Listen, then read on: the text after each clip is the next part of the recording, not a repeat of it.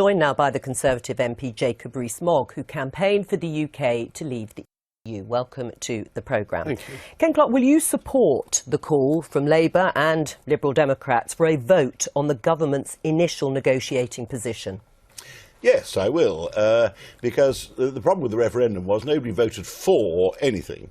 No two Brexiteers were entirely agreed with each other on exactly what you would do in the event of them winning it.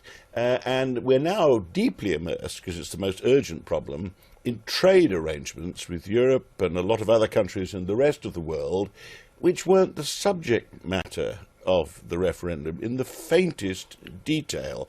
And that reinforces, I think, the overriding constitutional position. We have a parliamentary democracy, and government is made better when it's accountable for the details of what it does to a representative parliament. Let's put that to Jacob Rees Mogg, particularly the opening remark there, that no two Brexiteers had the same vision. So there has to be a vote on that initial negotiating stance. Well, I think this is wrong, and it's fascinating that none of the pro-Remainers asked for a debate on David Cameron's negotiating terms before he did his renegotiation. That was deemed to be a perfectly normal exercise by the government of its powers. It is unknown to have this type of vote on what a government may negotiate. Parliament scrutinises what has been done. But is it rather than authorised. It may be unknown, but is it wrong to have some sort of vote by Parliament, bearing in mind sovereignty was such a cornerstone of your whole campaign? Why deny Parliament that sovereignty? Parliament's not denied any vote or debate at all. It's having a vote tomorrow on an Opposition Day motion. It's had two statements. But that's not binding, is it, in any way? Well, the only binding votes that Parliament has are legislation. And legislation comes at the end of the process, not at the beginning. Our Constitution is very straightforward. It has a separation of powers between the executive, the legislature and the judiciary, and this is well known and well established. The executive makes the day-to-day decisions about running the country. They then require legislative approval, for which they have to go to Parliament, and Parliament provides redress of grievance. There is as yet no grievance because there's no decision. And your concern and your call for a vote at this opening stage is just going to fuel the argument that you just want to thwart the referendum result. Well, that's a way of getting out of debating what it is we're going for. I mean, the government doesn't know what it's going for at the moment, although it effectively announced at the conference that we're leaving the single market and we're leaving the customs union, which is the very reverse to what was argued in the referendum, because everybody was in favour of free trade and maintaining all our trading links then. Was it the reverse? But Parliament, no. Just on what Jacob just said, the idea that you could interpret the parliamentary sovereignty in our constitution, which Jacob and I are both ardent supporters of. Our Parliament never discusses policy. Parliament can't vote on policy. Parliament can only wait to see whatever the government wants to do and allow it to happen, and only then can it vote when the government has committed the country to all the decisions.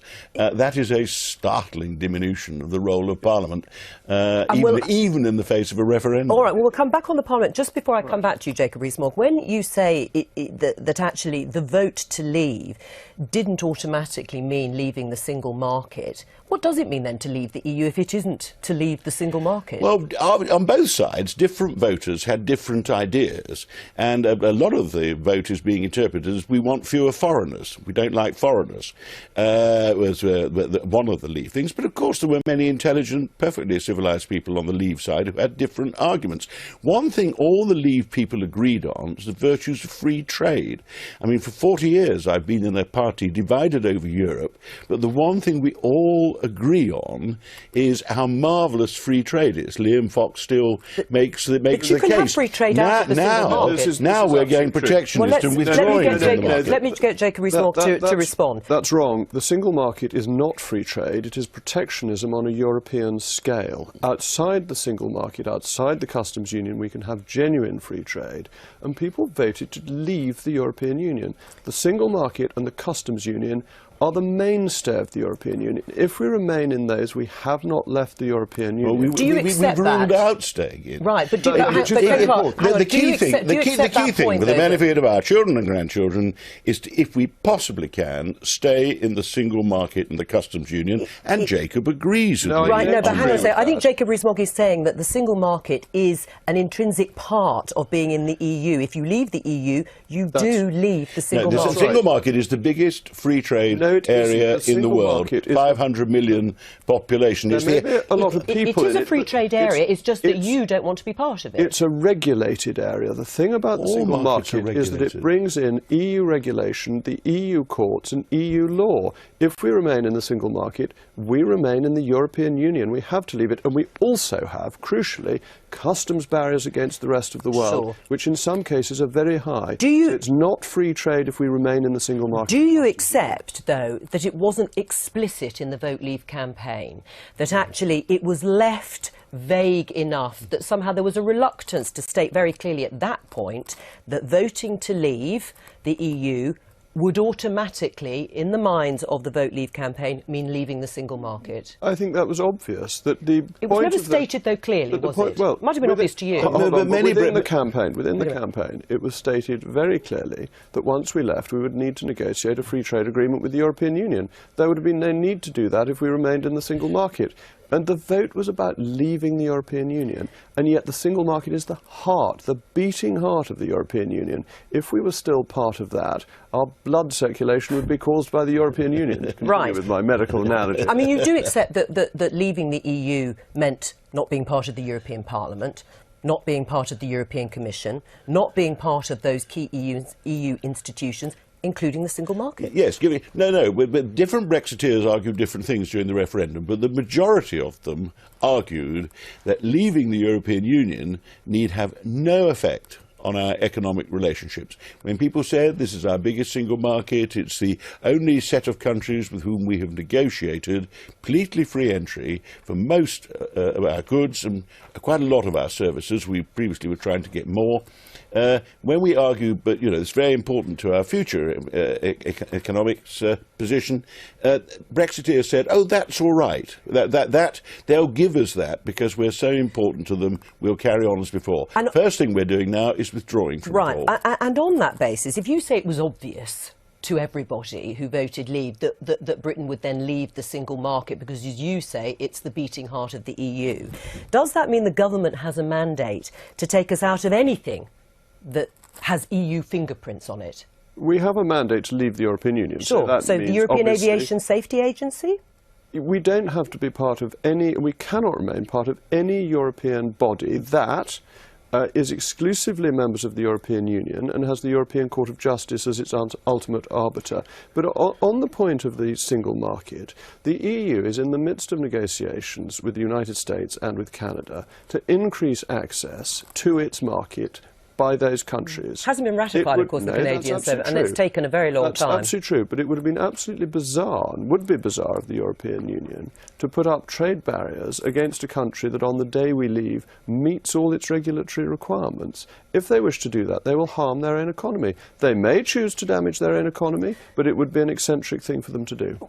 What do you say to this issue, that actually there would be this element of self-harm by the EU to punish Britain, if you like, for leaving the EU and then trying to negotiate some sort of trade deal, which Boris Johnson said we can have our cake and eat it, which for many people meant staying part of the single market, having all the benefits and so on. The mainstream campaigner talking nonsense. Is that a lever? I mean, is Jacob Rees Mogg right that they won't actually harm themselves or risk tariffs being put on goods that they would like to import from Britain in these negotiations? Well, there will be some harm to the continental economy, that is right. But the things we're asking of them are things they can't possibly concede without every other country they have any trade relationship with, and some of the weaker member states demanding exactly the same. And once you say we're going to stop free movement of labour, your nationals are going to require work visas if they come in our bit of the single market, once we say we're not going to obey the rules of the market, we're going to make them all British at first, but then when we can think of one we want to repeal, and at the moment the Brexiteers can't, we're going to change. We're going to look for some that we want to change to make them British. And we're not going to accept the European Court, because the European Court, the reason the EU works is the European Court enforces the treaty obligations on 28 governments who wouldn't otherwise agree. The last big case we had there was a triumph for us, because we defeated attempts to exclude us from Eurozone financial markets. Yes, go on. Just want to say one thing. I think Mr. Clarke in that answer has shown why remaining in the single market means remaining in the European Union. He doesn't want to leave the European Union. He regrets the vote.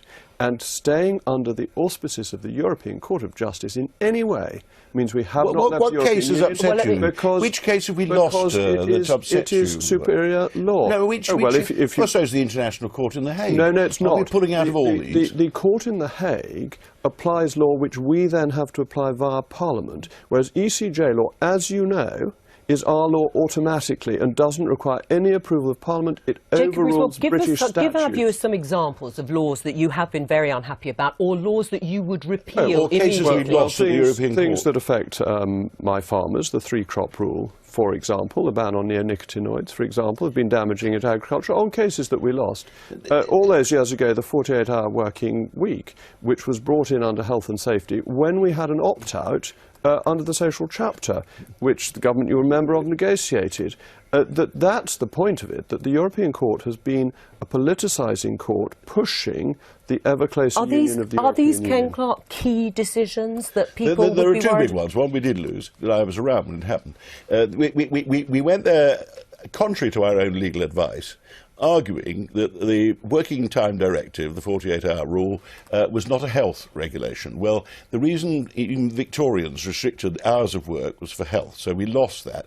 Now, Theresa's made it quite clear, one thing we're not going to do is start tightening up on labour regulations, so we're not going to take advantage of leaving so that people are obliged to work more than 48 hours if they don't want to. A law that you would repeal, the minute we have subsumed all of that European law into British law, and then you decide to keep it, which ones would you get rid of? Oh, well, I would get rid of the three-crop rule straight away. Okay, fine. But there are hundreds of rules to get rid of. Right, you say that, but which is a key one that will... You cited banned chemicals and pesticides. Well, I was talking about agriculture, which I represent a rural constituency. Well, that's why you're saying it. Have a go at Friends of the Earth and But it would give us freedom to set our own fishing quotas that would benefit our fishermen. We would be able to have light bulbs in our homes that work, so people can see in the dark. There are all sorts of useful things. People might argue that it's useful, but it's not absolutely intrinsic to life. We could stop having all these German cars that are poisoning us by chucking out diesel and fiddling the figures. All right, there are endless things we can do. Let's move on to Treasury figures out today, because there's been a pretty dramatic fall in the value of sterling. We already had a forecast, albeit through the campaign, to say there would be a 4% hit to GDP from Brexit and a dramatic drop in tax revenues. And today, on the front page of the Times newspaper, leaked Treasury papers say that Brexit could cost £66 billion a year. Now, are these all scare stories, Jacob Rees Mogg, or are they the bumps in the road that Theresa May is talking about? The leaked Treasury paper is not a leaked paper. It's that very bad paper it put together, basically dishonest paper it put together during the Brexit campaign, where it said that if we left the European Union and then imposed tariffs on everybody who sells to us, we would have a bad economic time. It's a completely stupid paper, and the Treasury is undermining the government's own negotiating position, and it's really serious that the Treasury is behaving like this. Or is there any truth? Or as though it's abuse of its position. Right. Well, it's a bogus report. I accept that, your point that there should be inquiry, but just looking at the economic figures, let's look at sterling. On sterling, and reports that there could be a 5 pence a litre put on petrol by the end of the week. Are those the bumps in the road? Well, the oil price has gone up, so that often has an effect on... Well, devaluation, the last two big devaluations in this country, in 1992, just before you took over as Chancellor of the Exchequer, and in 1931, when we went off the gold standard, led to enormous increases in the prosperity of the country. So this has nothing to do with Brexit? Oh no, Brexit has brought forward the devaluation of the pound, which was considered by both the IMF and the OECD to be overvalued in the first place. Right, and what about that? I mean, even Mervyn King is saying it's a welcome thing. We'll leave aside the fact we're going to join the WTO with no tariffs and all that. That's getting too technical, I agree. That was all settled by the referendum, apparently. A welcome change to this devaluation devaluation that was needed and will help exports? Devaluation, since 2006, when we had the financial crash, we have devalued by 40%. We now have the worst current account deficit, usually most people would call it the balance of payments, that we've had in our history. The Eurosceptic argument that junking your own currency is somehow a marvellous advantage, which they've peddled for years, is, I fear, an illusion, an absolute illusion. The markets did collapse, I agree. Given the state of affairs we have, it was probably slightly undervalued, but they collapsed because their judgment was the long-term outlook for the British economy was bad. I mean, we're no longer the 5th biggest economy in the world, we're the 6th now. All right, as a result, already, and we're going to go further if we're not careful. Just very, very briefly, and finally, Jacob Rees-Mogg, if being poorer as a nation for a short period of time, you may not believe we're going to be poorer as a nation at all. But if it is the price to pay for what you see as controlling borders and a return of sovereignty, is that worth it? We're going to be richer because we're going to be outside the dead-handed control of the European Union. We can set our own tariffs. We can have cheaper goods coming in. There's a ridiculous report from some lobby group yesterday saying price of food will go up. It'll go down because we can reduce tariffs against the rest of the world, which in the EU we can't do. So all this scaremongering we should put to one side and look beautifully, as we do, at the picture behind you of broad sunlit uplands. Jacob Rees-Mogg with that.